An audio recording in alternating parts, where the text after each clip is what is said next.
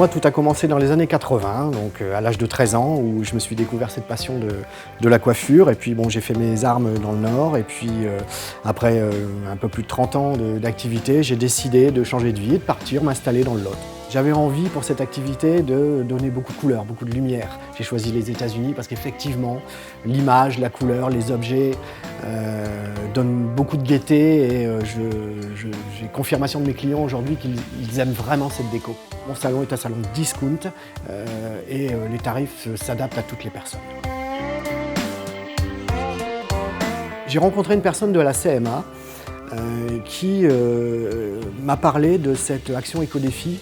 Et il est vrai que ça a été pour moi un peu comme, je ne vais pas dire une révélation, mais comme une prise de conscience qu'il est important que chacun fasse à son niveau, avec ses moyens, quelque chose pour l'environnement, pour les économies d'énergie, pour plein de choses.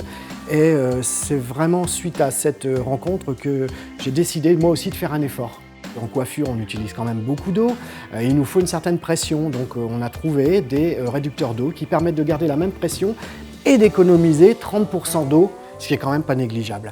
Concernant l'éclairage, j'ai mis en place un système de basse tension, on va dire, d'ampoules qui consomme très peu d'énergie. Déjà maintenant, je ressens au niveau de mes factures une nette baisse au niveau des tarifs.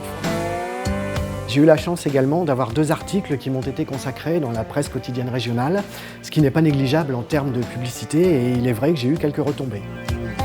Depuis de très nombreuses années, je collectionne le matériel de coiffure 1900 jusqu'à 1940 et j'ai un rêve que j'aimerais vraiment réaliser. Mon objectif pour 2018, c'est de créer un musée ici, dans ce salon, pour permettre à chacun de venir contempler ces objets extraordinaires et insolites.